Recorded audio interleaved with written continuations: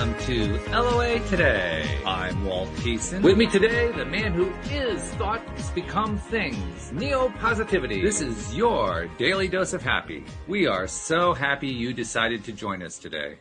Indeed we are, and in fact, we're also a little bit on the sad side because Debbie G was going to join us today, but she's got a really hot project that she's working on, last second kind of a deal, and she hoped she was going to get it done, and then she just texted me a couple minutes ago. She's got some changes, so looks like we're going to miss her today, which will be a little bit sad, but that's all right, Neil. We haven't had a chat in a while, you and I, so this is going to work out good, I think.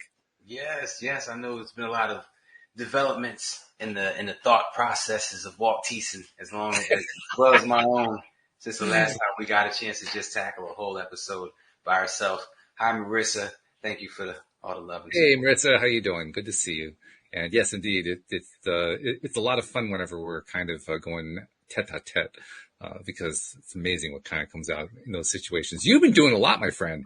I mean, you just finished a major summit, 2 weeks ago, I think it was, and you're planning your next one, and I guess you've got like some really cool guests lined up for that one. And I mean, it's like one thing after another with you, guy. Yeah, it's law of attraction. I'm trying my hardest to use it as much as I can, to be as beneficial as it can in this lifetime. And I learned some secrets, and I stick with them. So I got Doug, Zirmirin. I always say his last name wrong. Van Buren. But either way, he's director of what's it called? Got so much going on. How thoughts become kind of stuff, not enough head. Yeah, there's a couple different law of attraction movies, and it's like, how do thoughts become things? Why do thoughts become things? I didn't know there was that many to have me confused. But he's the director of How Thoughts Become Things, and we had a conversation, and basically a bunch of the speakers from The Secret, the top ones that are still like speaking and doing stuff like that. They should be the lineup. That movie's cast plus the director should be the lineup for January Summit. Absolutely amazing. I'm actually gonna talk with Doug on Monday, and I want to get him in here on this show, but I won't be here next Friday. I'll be off somewhere handling some business, but I'll be there the Friday after that. So hopefully we'll have Doug on then. I got please send me that link again, the Calendly link. Oh, okay, yes. I think it was in the StreamYard chat, and that ended when we ended. And then it goes away, right? Yeah, I forgot about that. Yeah, no, I'll send you an email. That way you'll get it that way for sure. But, and that'll be awesome. Walt is having his summit in January, like 2 weeks. We don't have dates yet. I had originally hoped it was going to be the first week. I'm still hopeful it will be, but I'm thinking I may have to move it out a couple of weeks. So it's kind of in flux right now. It's going to happen. It's almost certainly going to happen in January. I just don't know exactly when.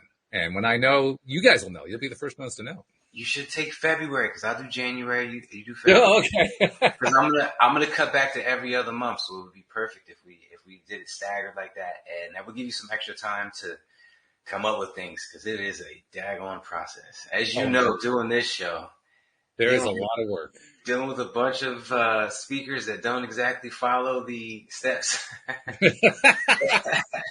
that are laid out. And then I ended up being guilty of that myself. I was like, oh my goodness, I was that speaker that was just wouldn't listen. So yeah, but it's at the end of the day, it's all so much worth it. Just off of what I've learned throwing these summits makes it worth it tenfold because I've used it to get so much. And then helping other people is like an additional. It's like an extra, it's just a plus. I'm with you entirely. That's exactly what my experience has been doing the podcast for these 9 years. It's just been amazing, all the stuff. And I continue to pick up stuff. I mean, just in the last couple months, I've been picking up stuff. And it's just endless. It's amazing and it's fabulous. And then the best part is finding out that listeners are benefiting from it as well. I've been getting a lot of input along that line lately. And boy, does that feel good. It's like I commented to Anne-Marie Young the other day. We were chatting after one of the shows. She did 2 shows with me this week.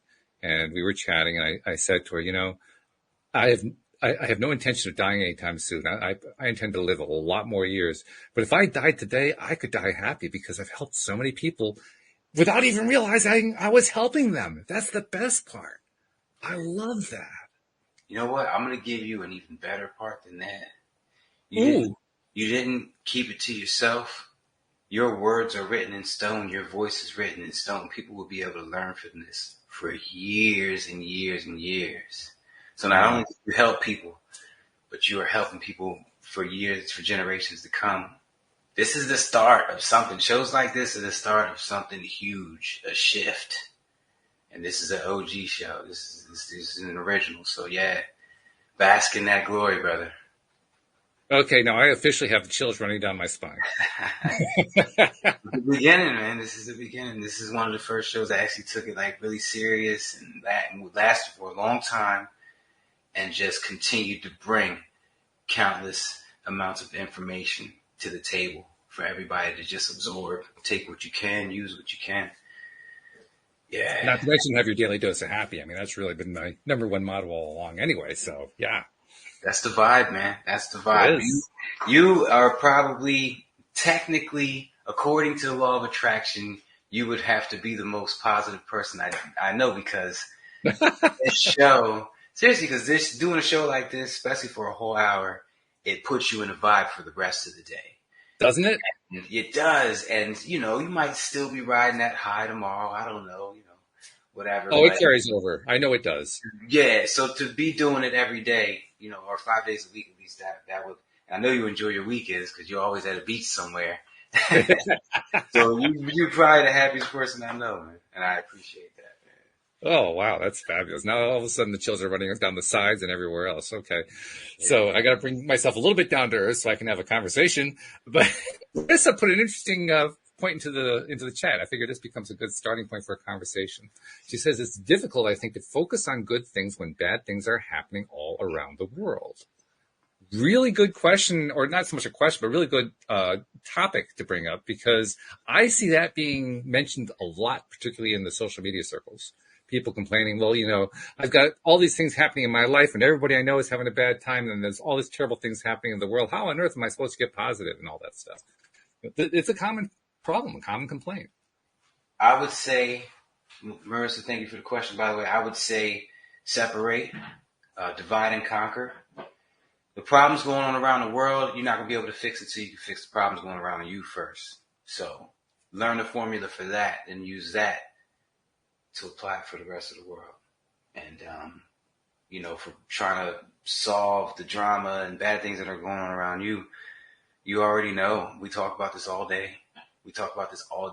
Seeing it differently, shifting your mentality so you see things differently, and staying keyed in and focused in on what energy you're vibrating at, aka what you're thinking about, because that is going to be your future. So you need to focus on that. That is the number one objective of your entire life. That's more important than eating, because you only eat 3 to 6 times a day. You need to be doing this more than that. That's a very good point. Yeah, how often you do it during the day is how often you get yourself back on a high vibe. And the more you're on that high vibe, the more the good stuff happens. So it's really important. It does suck, and I always compare it to having like a grandparent in the hospital. It's the scenarios just keep beating you upside the head. No matter how hard you try to be positive, they just keep beating you upside the head. But that doesn't change the fact that you're in the game, and the game has rules. Can you stay positive in the face of the negatives? The funny thing too is, that moment, deal with it. Yeah, well, you're right. It's that moment, and it's always right now. So that's really where you want to stay anyway. But it's been interesting. I'm about ready I'm within like a week or so of graduating from the TIA program, and a major thing that they emphasize in TIA is learning how to appreciate transgressors, appreciating stuff that you wish wasn't going on, that you don't like, that you dislike, that you want to stay away from, all that kind of stuff. Just seems to keep happening. Because, as it turns out, the more that we can learn to, in TIA terminology, detune those transgressors, detune those negatives, the less they affect us, first of all, which is big. You're talking about taking power from them, basically? I'm talking about eliminating them from your life in terms of vibration. Just the vibration just goes away when you detune them.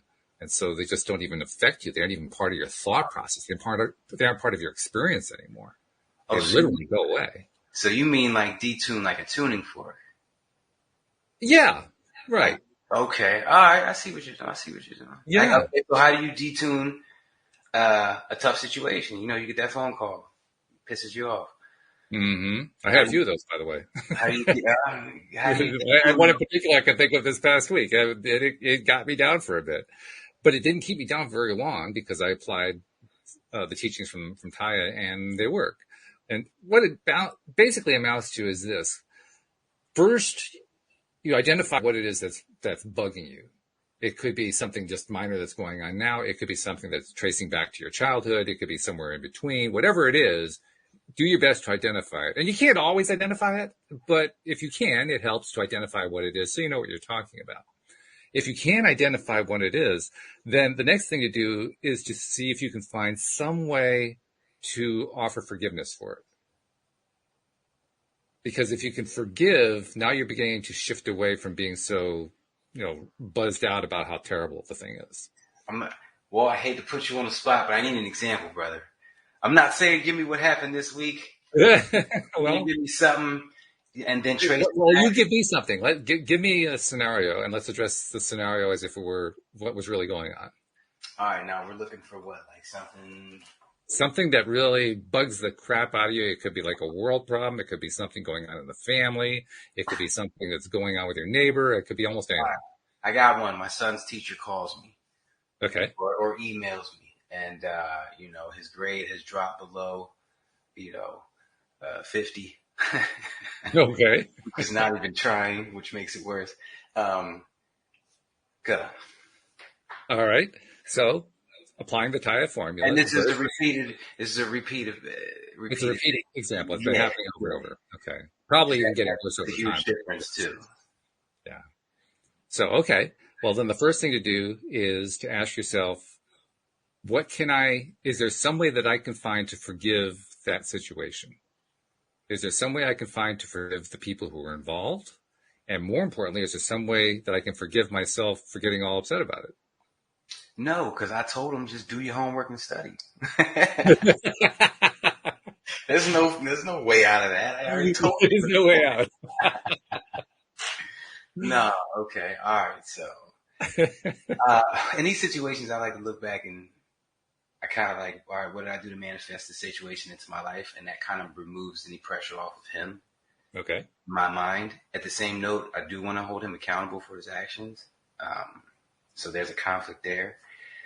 But then, like what I normally would do through years of going through this was just go find an email of when his teacher, I have him saved in a specific file where his teacher was praising him.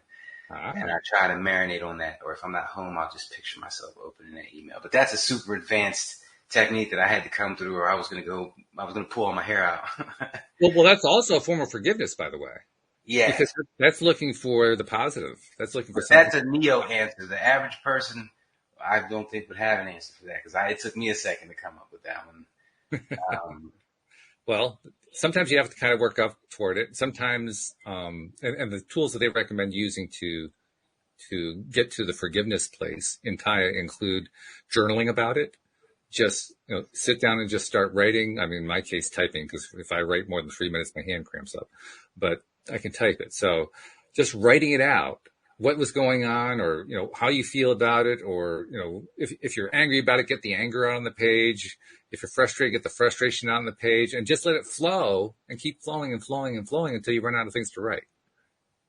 And just that action of doing that, just getting it out, you're actively thinking about it while you're doing it, and you're working through it while you're doing the journaling. So that the journaling actually becomes a way for you to work through the problem. I want to key in on journaling real quick. Do you do any type of journaling? I had never done journaling until I did Taya. I always resisted it. And so now you do typing. Now I will type a journal. Yeah, I don't do it regularly. It's not part of my regular daily practice, but I do it a whole lot more than I used to. That's for sure. I want to encourage everybody listening to do some kind of audio journal, because then you got no excuse. You could do it fast. You got no excuse. Some kind of audio journal, at least once a week, once a day. And, store them on Google Drive. They give you 100 gigabytes for free. So you can at least get a year or two out of doing these little audios. Leave yourself messages. Then every now and then you go back and listen to them. And it's the first time you go back and listen to one is the time where you say, holy crap, I'm going to do this more often. And Yeah, you might not go back in and listen as often as you want to, but you're going to make the recordings more often. You're going to find them therapeutic. You're going to yes. find yourself changing. You're going to know more about yourself. You're going to feel better about certain situations, and you're going to wake up on that right side of the bed more often when you include something that has to do with journaling, documenting and feeling and going over what you went through, and dipping into what you expect to happen next. There's something about that. There's something about It's it. very, very powerful. No doubt about it. And I love that too. I love the idea of the audio journaling too. Something else too that I would throw in as like a little reminder, and that is I never check, well, not never, 99% of the time, I never reread any of the journals. You don't have to go reread it. That's not the point. You don't have to go listen to it again after. Yeah, you know you got it. That gives It's you a already there. it's they say a couple million makes you stand different. A couple Yeah. $1 million will make you just stand just a little bit different. And I Mhm. believe that. And I believe that having these kind of recordings makes you stand different too. Maybe in a different way than the $1 million, but it makes you stand different, knowing that you have a legacy left behind that your kids could go see one day and actually learn. Because you know you want your kids to learn from you and grow up and not make the mistakes that you made, but they go off and do their own BS anyway. You know, and if they ever wanted to get deep into your mind and see where you were at or exactly how you got that promotion or that car or that house, it's there for them. That makes you stand different. It makes you approach life different. It makes you want to document more and do shows like this. You know, Absolutely. want it out there. And I think everybody, when I first decided to have my first website, nehemiahdavila.com, because that's my whole name, I said to myself, should I do this? This is really putting yourself out there. This is people know everything about you now. Remember, I was an undercover cop. Everything was so private about my whole life. Right. But I said to myself, everyone should have a website that's just their name. Have one for your business, one for your whatever, branding, whatever. But you got to have one that's just you. That's just you. And everything after that is second. And I think everybody should have it. I think everyone should put themselves out there in that sense. Let people know who you are. You never know who wants to know, who can learn from you, who you can help talk off a ledge when you're not even talking. You know? That's just And if you're not technical, you don't actually have to do a website, although it's a great way to do it. But you can do the same thing with social media. I mean, it's really wherever you can put out there what it is that you're trying to put out there about who you are.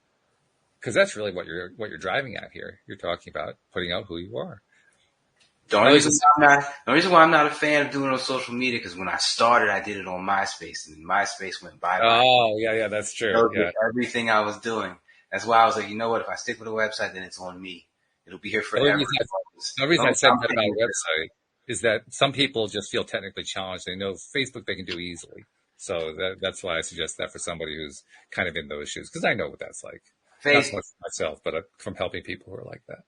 I will say this, though, because I'm not a enabler, and I will not enable mankind. There are easy enough platforms out there to get you a website. I said the same thing for years, and I started with GoDaddy. I was terrified, and their customer service is amazing. Their templates are easy to use. Mm-hmm. Get with them. If you ever want to dig deeper, then you upgrade to something else, some kind of WordPress or one of them other things. But everybody, listen to me. I don't care who you are or what neighborhood you're from. You could figure out this website thing if you really wanted to. And I suggest you do it. Put another foot in another pond. Yeah, you got a job. Dip another foot in another pond. Become an Amazon affiliate. I did that, dude. I like that. Yeah, I've got one of those too. Yeah, I like that. Amazon affiliate links are the bomb. So that actually generates a little income, which is nice. But the getting back to the question about how do you handle something that needs to be detuned in your life? I mentioned the first thing, journaling, but there are other steps you can take as well that you kind of do in conjunction with the journaling. The second one is actually one of the coolest ones. It's a sort of a mental game, a mental mind trip, if you will. And the way they have you do it is that they have a special meditation that you can listen to kind of help get guided. You can just do it yourself without their meditation. Basically, what you're doing is you're going into a meditative state, And then you're kind of taking yourself, they describe it as taking yourself outside of your body. I never really experienced it that way, so I don't worry about that part. But the idea is you take your mental focus far away from Earth, as far away as you can get. So that Earth looks like this little tiny speck in the midst of the endless reaches of space. And then you ask yourself, how does source energy see this? When you start thinking about it from the source energy perspective, all of a sudden, all these things that we consider these major problems seem pretty small. They're just like teeny tiny. And that experience of just making it teeny tiny makes it a whole lot easier to find forgiveness for it. And ultimately, even if this isn't the ultimate end, forgiveness is an intermediate step. The ultimate end aiming for, this is mind-blowing to people, is trying to find appreciation for the transgressor. Now that's, talk about advanced, that's really advanced. But that's ultimately where you're hoping to go for. Because once you get there, let me tell you, that sucker's detuned. That sucker's not going to come back and bug you again. It's gone. That, you know what? And my fix for that and what got me through that quickly was the oneness with everything. Like everything that exists is just one vibrating energy wave, just vibrating at different points. Like I'm vibrating at a different point in Tampa than you are. And our vibrations are colliding right now. Our universes are. So that problem that exists is also basically like my right arm. How mad can I be at it? You know, It makes me think of like a paper cut. You never really appreciate your finger until you get a paper cut and you can't use that finger for a whole week. You don't hate your finger. You don't hate that whole side of your body because it's basically immobilized. But you kind of just like accept it for what it is. And I come to terms with everything that happens in that manner, in that respect. And I immediately lose any type of hatred for it. It's a part of me. It's a learning lesson. I manifested this into my life to get me to where I want to be. This is necessary. And it was things like that that helped me get through some of the, harder times in life, like deaths in the family and things like that. So if you want a quick cheat sheet to that, after you've adapted this oneness with everything, because that's real critical, after you've adapted that, just tack this on like a suit of armor and it clicks in quick. It should be autopilot. And it should be a foundational part of your thought that you don't have to think about anymore. And that's what you want to do. Yeah, it that's should cool. Make your foundations better. Because what we're really talking about here is changing our perspective.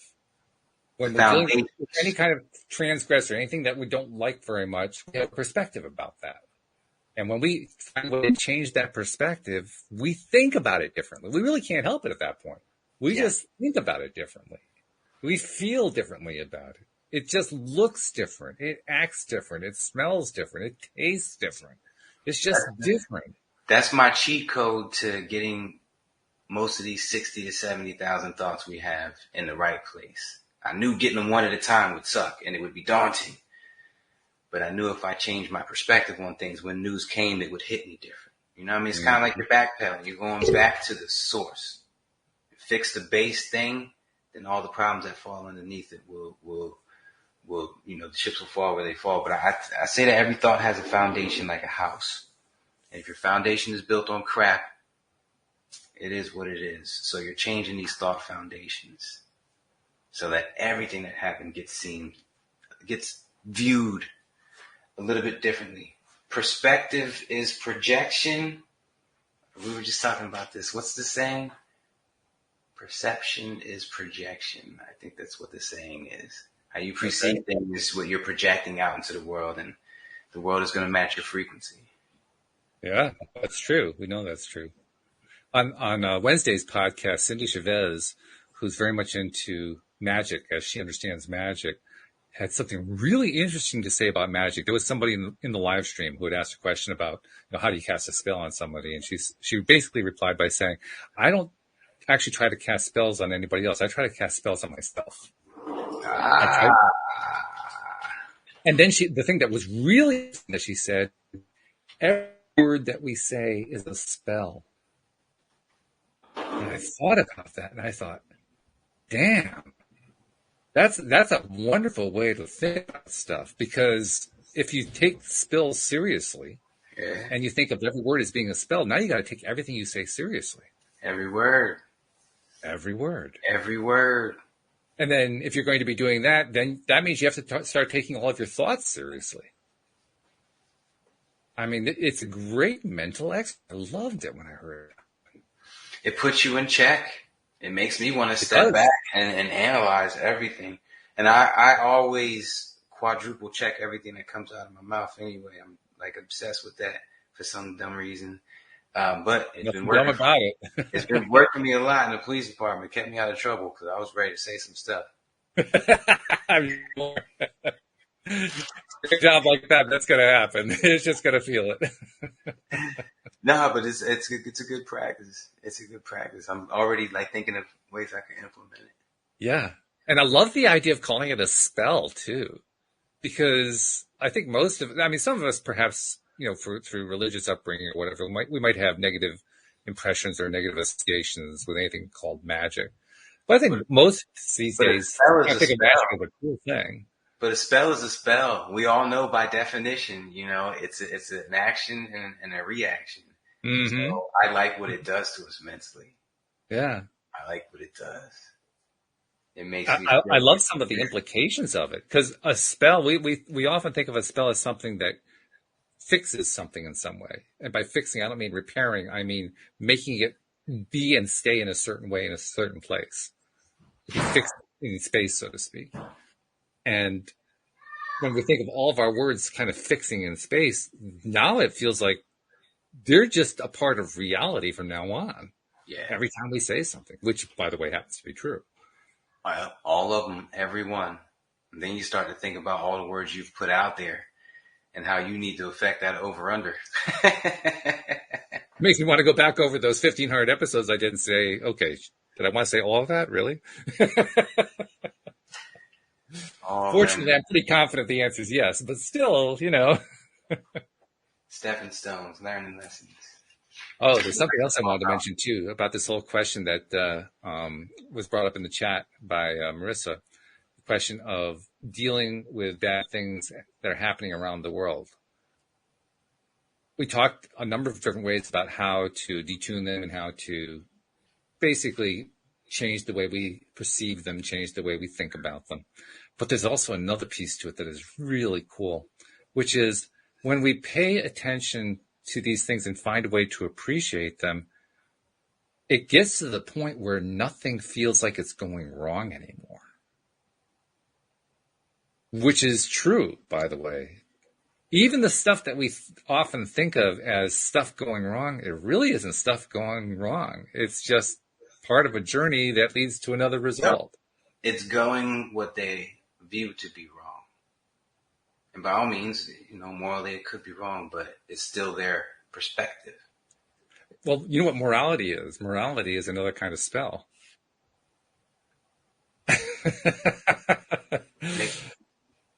And the really interesting thing about morality is almost never associated with, applying it to yourself. It's always applying it to somebody else.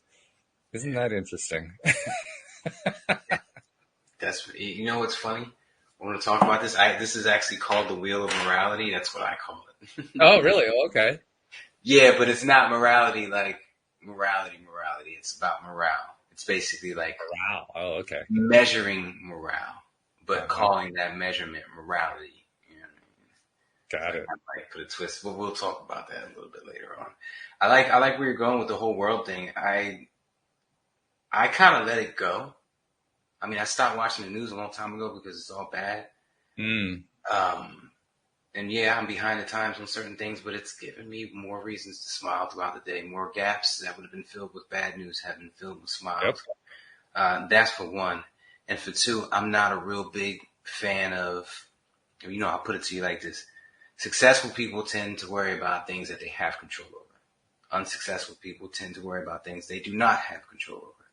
I don't want to be unsuccessful, and I don't want to be in that category in my mind at all. So I'm not going to worry about things that I have no control over. Right now, in this moment, I can't control the poverty that's happening in Chicago or Africa. Right now, in this current, no. I don't think I can. I can affect what's coming out of my mouth, and then the chips are going to fall where they fall. So coming to terms with that type of why would I spend a headspace there when I can't do anything about that anyway? That is a huge part of letting go. You should not be taking on the burden of everybody on the planet like you're Superman and you're just feeling everyone's pain because you could hear it or whatever. Nah, you should. Right, well, you can if you want to, but just be ready for it. There.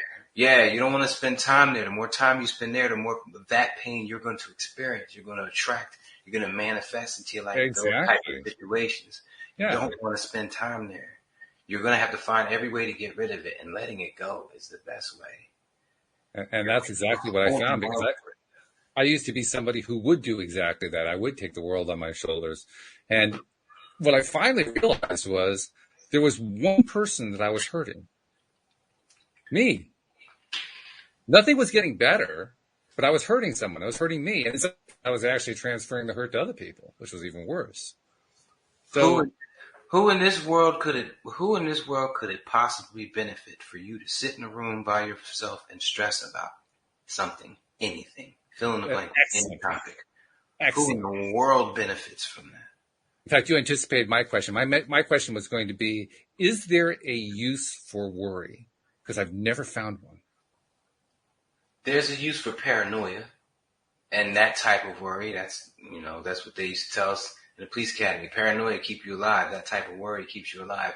So yeah, there is a use for it, watching your back as a police officer. You know what I mean? And I'm sure in like military aspects. But is that paranoia or is that awareness?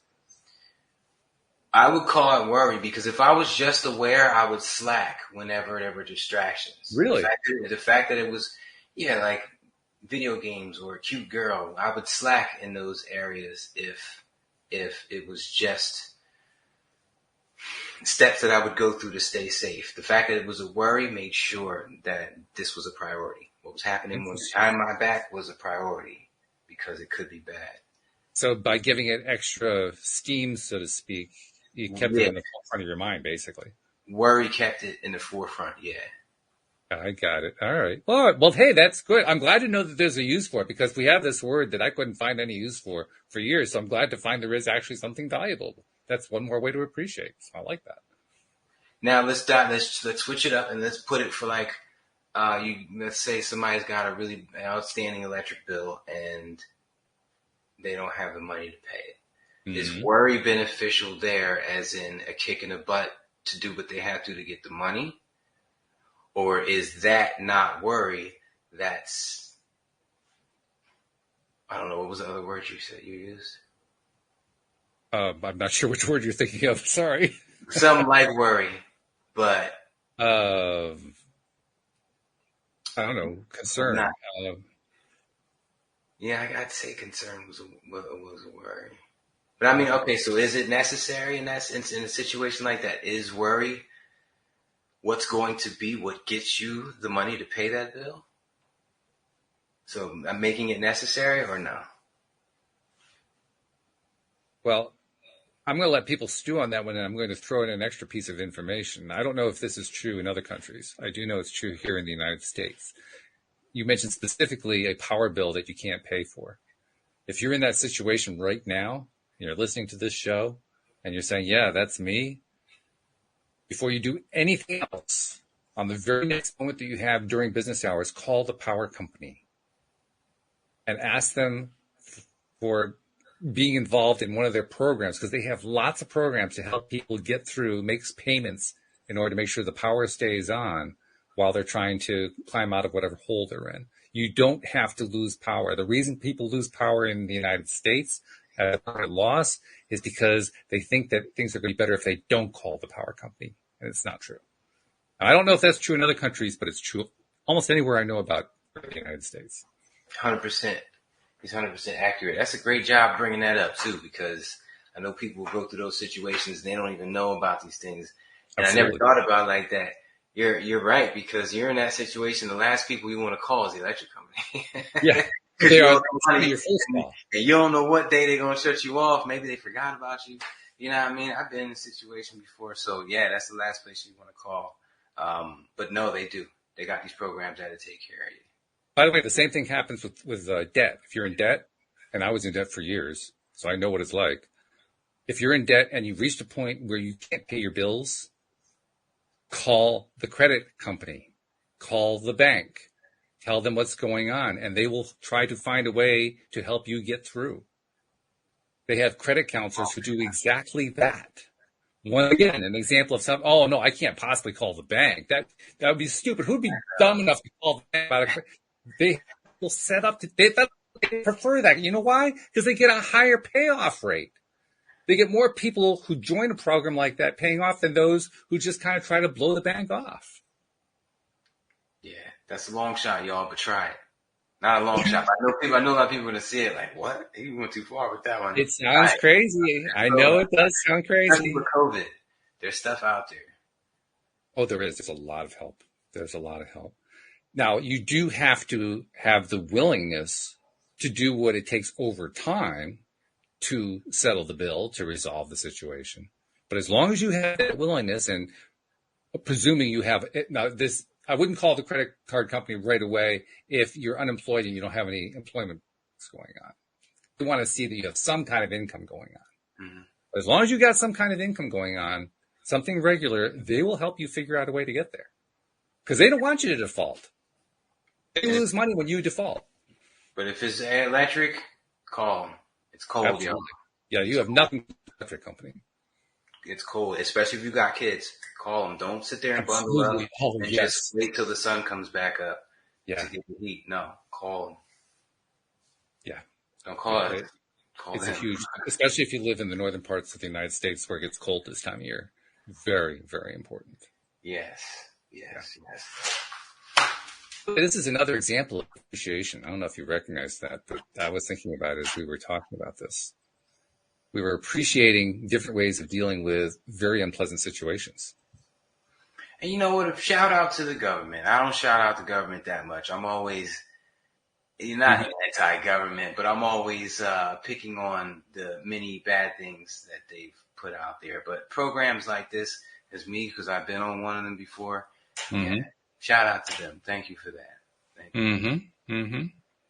Yeah, and if you're somebody who's a thing about corporations, how about shout out to the banks that are corporations, because the banks and the power companies, they're corporations and they have these programs. They want to help you out. So, they deserve a shout too. If you don't praise the corporations further than that, that's fine, but that much. Shout out to things, to good things. Yes, exactly. You don't have to like the whole animal. But you can appreciate parts of the animal. You know? You got to find and appreciate how. You can't be mad at your bank and expect it to be a pleasant part of your life. Right. That's not what the shirt said, y'all. I had to make peace in order to get out of debt. I had to make peace with the debt, and I had to make peace with the creditors in my mind, in my heart. Until I did that, nothing going to happen that was going to make anything better. I want to switch up subjects. What's that? I want to switch up subjects because I want to issue you a challenge, Walt. Oh, okay. All right, go for it. Tracy Starr, you remember her? Real cool people. She does this thing with lists where she lists out 300 things. Woo!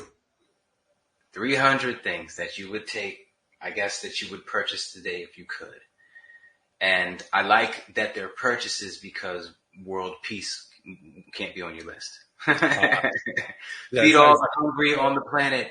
Not like that. We're gonna use this strictly for things that you would purchase in your future from now on to the rest of your life. The number 300 things in the list.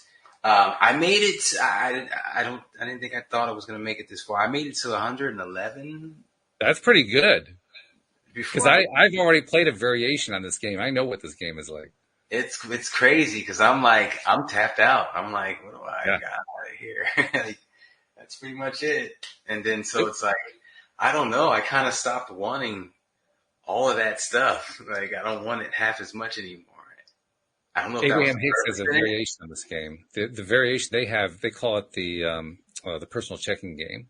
What you do is you go to your bank and get one of those old check registers that nobody uses anymore, because they have lots of them sitting around. And then you pretend like it's an actual checkbook. And on your first day, you mentally deposit $1,000 and you're actually ready into the register to deposit $1,000. and then you spend it, and you actually write into the register the things that you're spending it on, and you're assigning amounts to it. And then the next day you deposit $1,000, and you keep doubling it. The next day it's 4,000, and then 8,000, and then 16,000, 32, 64, 128. And the interesting thing that happens is after about a week or two that you run into the exact same issue. What else do I want to buy? It's amazing how fast it happens. Like I would have thought that if you give me like an unlimited supply of money, I could just spend money endlessly, but it's not true. Nah, that's when movie stars and celebrities get depressed after they've spent everything and they realize that that's not what they were looking for.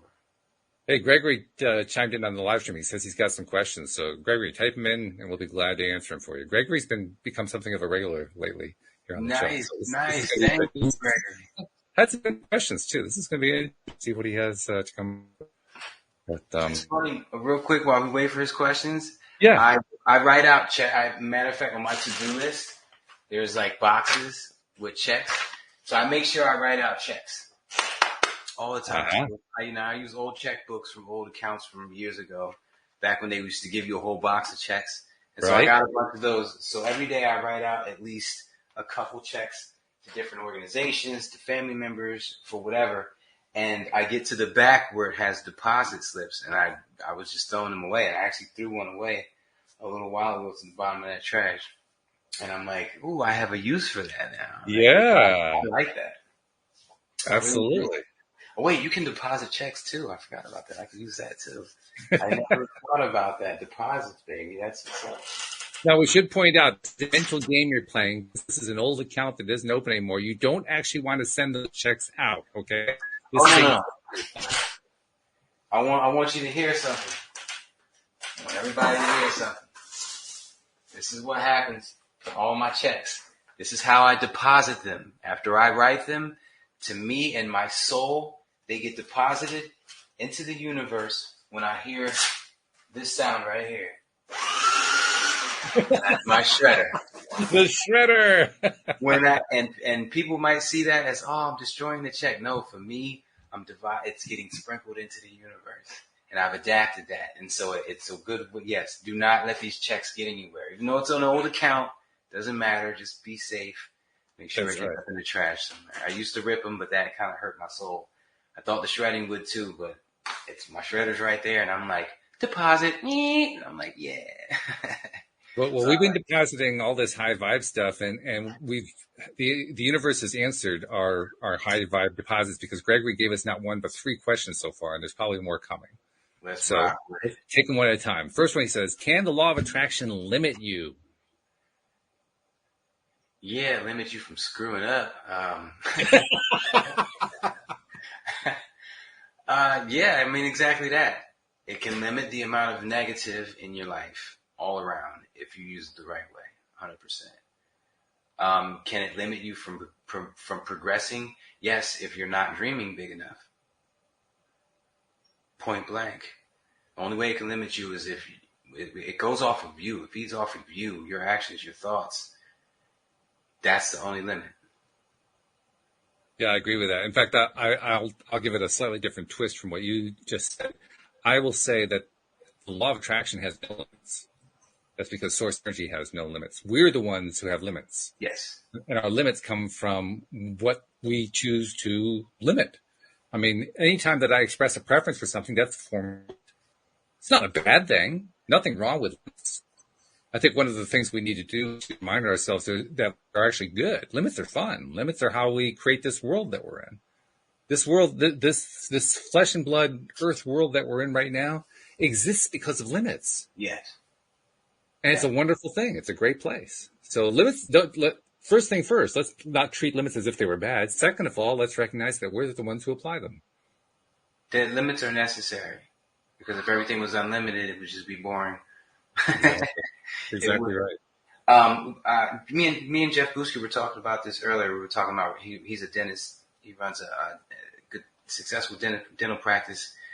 But he said the system is perfect. It's the people that either do their job or they don't that alter that perfection. And if everybody's accountability partners, then everything should run perfect. And that's what he accredits his successful business to. And it's the same thing here.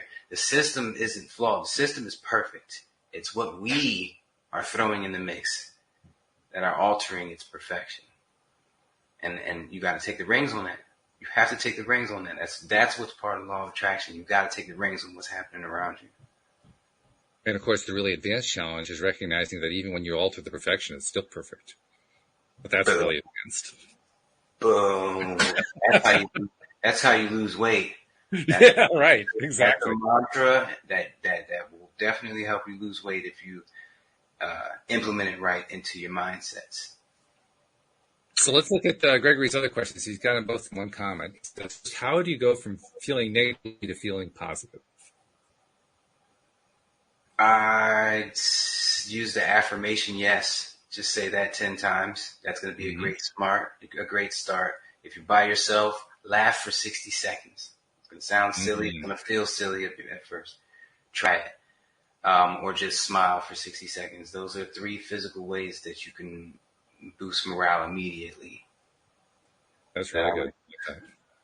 I'm going to give an answer from the tire world because it's something that I've recently added to my toolbox, and I love this one. It's a 3-step process. First step is you spend 10 to 20 minutes doing what they call a low vibe activity, or a low thought activity, I should say, not low vibe, low thought activity.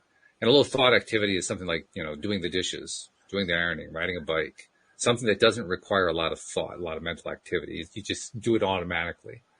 And the reason for doing that is it helps to distract you from whatever that negative thing was that's bugging you. So once you've done that for a bit, then the second thing that you do is you find 3 things to appreciate, 3 things to be thankful for, 3 things to be grateful for. And you spend at least a minute on each one feeling the gratitude, feeling the appreciation as best you can. Now, if you've been in that really negative place for a while, that could be a challenge, but you go through the motions anyway at this point, because having done the first step of the low thought activity and then following it up with the second step, you're actually doing some reprogramming that you don't feel yet. Because then you go to the third step. After you've done the low thought activity and then you've done the 3 appreciations for a minute each, then you do a meditation. Meditate for about 10 or 20 minutes. And the most amazing thing happens when you do those 3 steps. By the time you come out of that meditation, you feel completely different about whatever it was that was bugging you before. And I'm not seeing it fail yet. It has worked every single time. Nice. Do you have you got a shortened version for, like, if you're at work and someone just pissed you off and you ran to the bathroom real quick? Yeah, there's an acronym for it. What is it? The low thought is L, the appreciation is A, and the meditation is N. So it's LAM, LAM. Okay. I'll say just knock that out as quick as you can in the bathroom. I like that. Yeah. And it seems like it involves a synergy. Getting it does. Back home in the midst of a chaotic situation. Yes. I like that. Yes. And look at all the other things that it does too. Because you're spending some time on each of these things, the whole thing takes you a half hour to 40 minutes, right? That half hour to 40 minutes is your mind space. Just because you're doing these 3 things. I'm going to throw this in there. If you are in a situation where you can only go to the bathroom, or maybe you can't go to the bathroom, you're just supposed to go back to your desk and get your butt back to work after you're getting your ass handed to you in your boss's office or your supervisor's office. On your way back to your desk, just take deep breaths the entire walk. Very good. When you sit back down, continue with your deep breaths. When you start to think back about that conversation 2 seconds later, go back to your deep breaths. It's a form of meditation that allows you to still function. That's right. It's a walking meditation. But it's not just function. You're cooling down off of that situation. You don't even know it. You're going into the next email that you're about to do with a clearer head, and you don't even know it. Thus, keeping you away from getting yelled at again. So much stuff can come out of just breath control. Breath work is big. Breath work is huge. An area that I really want to pursue in the month of December and January is different breathing exercises for different occasions.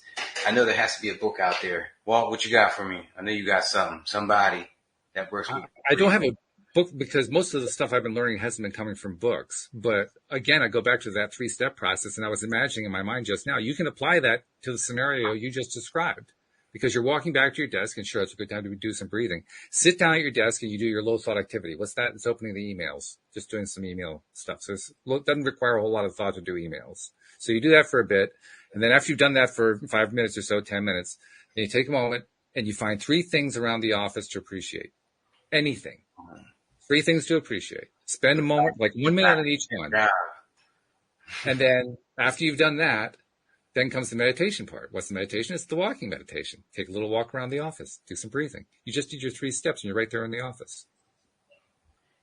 I'm going to throw something on top of that. Somebody just came to me to say, I forget who it was. I forget the scenario. Maybe it was a movie. Maybe it wasn't. I don't know. But I know somebody I heard say they take their coffee and they actually take a coffee break. Most people take their coffee and they take it back to their desk and they drink it while they're going. But I'm talking about actually sit down and do nothing. Don't look at your phone. Drink your coffee. And to people like me who don't drink coffee, when I do drink coffee, it's so hot it takes forever to cool down. Yes. And I'm not allowed to pick up my phone in that time. So I can't touch my phone until this coffee cools down enough for me to drink it. And I'm going to enjoy it. Coffee takes forever to cool down. So I get a good hour out of this situation. Very cool. I like literally cooling. What that is. There it is. Very good. Yeah. I want to bring up the Force. I want to bring up Greg's question about the Force. Greg's good question. I've been waiting for this one too, because this is a great one. I love it. How to reconnect with the Force like in Star Wars. I love that question. Greg, I believe that the Force is with us. I believe that the Force is the energy around us. And what George Lucas did was just take what he knew about the universe and put it into a movie. The Force is real, 100%. It is. Can we lift things with our minds? I believe that if when unlocked, we can. Whatever's keeping it locked right now is what it is. So for all intents and purposes, yes, we can reconnect with the Force. All you got to do is learn how to meditate. The more you meditate, the more you'll feel a crystal when you pick it up. That's because you are that much closer to this. When people feel crystals and they can't feel anything, and they pick it up and put it down, and like, I don't feel anything. I don't feel what you feel. I tell them that's how disconnected you are with Source. You know, the more you spend time meditating, the more you'll be able to feel stuff like that. The more you'll be able to be more sensitive to the trees and the waves and energy that's going on around you. And so that's the Force. If you want to reconnect with it, learn how to meditate, get back in that headspace, and you'll literally feel the things around you. Like this room, go into an empty garage and then put 2 minivans in it. It feels totally different. The whole room just feels more open without them. And that's what I'm talking about. That's how you get back to that. That's really good. I like that. And there was a time where I would have just taken what you just said at face value and left it there because I didn't really understand how it worked. But now I understand how it works, and I can explain it a little bit. Because when you're meditating, what you're really doing is you're returning your thoughts to neutral. That's what meditation is clearing your mind as much as you can of all those stray thoughts that are haunting the heck out of you. And the more often that you meditate, the better you get at that until finally it gets to the point where they just don't haunt you while you're in your meditative state. And so if you're coming from a negative or a down or a low vibe place and you do some meditation, it lifts you up just because neutral is higher than low vibe. And then a funny thing happens. When you do that and you come out of the meditation, you don't stop going up. Just the act of meditating, it gets a momentum going. So you started in this low vibe space, you meditated for a while to get yourself to neutral, and when you come out of meditation, your vibe just keeps going up. And so you end up in a higher vibe space after the meditation is done. And that's pretty cool because people ask, well, how do I go from negative to positive? Gregory asked that a few moments ago. Well, meditation works really good for that because it gets that momentum going upward. So there's part of the answer right there. Now, the other part is, and this is something I learned over years of doing this show from talking to a lot of good people like you, Neil. I have a much better understanding of what it means to say that we are connected. To be connected to source energy, we talk about it being an internal connection. It is an internal connection. But for the longest time, I didn't feel it like we were talking about it. And even now, I can't say I always feel it. But I now understand that I actually do always feel it. I just wasn't understanding what it is to feel. What was it that I was supposed to be feeling? Now I understand what it is. And I can define it really easily. If you're low vibe, I promise you're not feeling it. If you're high vibe, I promise you you're feeling it. Even if you think you're feeling it, you are actually feeling it. And the way I know it is really simple. If you get ideas coming to you when you're low vibe, do not, under any circumstances, follow them. But when you get ideas coming to you when you're high vibe, that is guidance. Yeah. Always trust the high vibe thoughts. Guidance. I love that word. So that's how I know I'm always connected when I'm high vibe. When I'm high vibe, any thought that comes to me is a guidance. It doesn't matter if it feels like it's just inside my head. Like I don't feel the thought coming in. Who cares? I don't need to feel it anymore. All I need to know is, how am I feeling in general? Am I feeling high vibe? Good. I trust my thoughts. I want to task everybody with something. Do exactly what Walt said. And then I want you to play a game with it. Let's say you're walking around the house and you have a choice to go left or right to do two different tasks. You got to get them both done.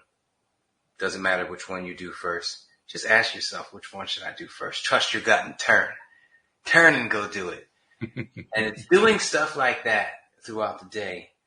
You'll start to see the benefits of it. Oh, that's why I did that first, because I was going to get that phone call and had to go here, and I could do that other thing later, whereas I didn't know I couldn't do that later. And so it all just kind of works out. You start to play these little intuitive games, I guess I'll call them, and you end up with some really great results and a really different feeling about yourself and how you're handling life, how you're going to handle life from here on out, how things are going to play out for you versus before, where it might have just kind of seemed like random things happen. And now you're kind of dictating a little bit. And it gets real weird, but damn it, it works. It really works. It gets downright weird sometimes. You're like, whoa. But those are the good times. Just make sure that you do this from a high vibe space first. Get high vibe before you try to do any of this. 100%. Worst thing you can do is try to do any of this from a low vibe spot, because all you're going to do is mess yourself up even worse. You don't do anything from low vibration. But we all tried to, because no one ever told us. We just said, connecting to the gut. Okay, well, I feel terrible right now, but I'm going to connect to my gut. No. Wait, stop. No, stay there. That's not what we meant. Connect to your gut and take it to where it was meant to be. That's right. That's the whole point, where we were meant to be high vibe. We were meant to smile, but we were also meant to be tested, because joy wouldn't feel so good if it wasn't for pain. Accept the test, play within the rules of the game, which is thoughts become things. It's why I wear this shirt, and you will have a great time on this earth. Pray for me, guys. Yeah, this is Gregory's last message. I wanted to touch on it before we sign off for the day. He says, pray for me. I'm going through a tough time. I hope I can make it out. And what I want to say to you is, Gregory, not only will you make it out, you're going to be stronger afterward. What you're going through right now is going to make you so much. And I know you can't see that right now. I know what that's like. You know what that's like too, to be in that place where you're going through something horrible, and there's no possible way this can be good. Guess what? It produces something good later on that you may not see right now, but it's going to produce something that's going to be amazing. 100%. Yeah. 100%. So hang on to that. Hang on to that, because it is true. 100%, but you got to keep your head up. You got to keep your head up. You got to keep your head up. You got to watch some comedy every day. Watch shows like this, definitely. Don't scroll down on Facebook or Instagram. Yeah. You're probably going to see something that's going to put you in a depressive state. I don't know what you got going on in your life. I pray for you, brother. But your best bet is to use every single second as wisely as possible. And in order to do that, in order to succeed in doing that, you're going to have to do those things we just said, and the things we've been talking about in this episode, and the things that Walt talks about in all these episodes, and the things that I talk about in the summit. Engulf your life in that. That's your best bet. 100%, hands down. That's the advice I would give to my children or my parents or myself. And that's what I'm giving to you, brother. We with you. You're not alone. Wise words from a wise man. Thank you, Neo Positivity, for sharing Friday with us. This has been wonderful. Looking forward to talking to you again next week, my friend. And hopefully our friend Debbie G will be with us. Yes. Thank you to the live streamers as well for all your contributions. And thank you to the podcast listeners everywhere. We will see you all next time here on LOA Today. Goodbye, everybody.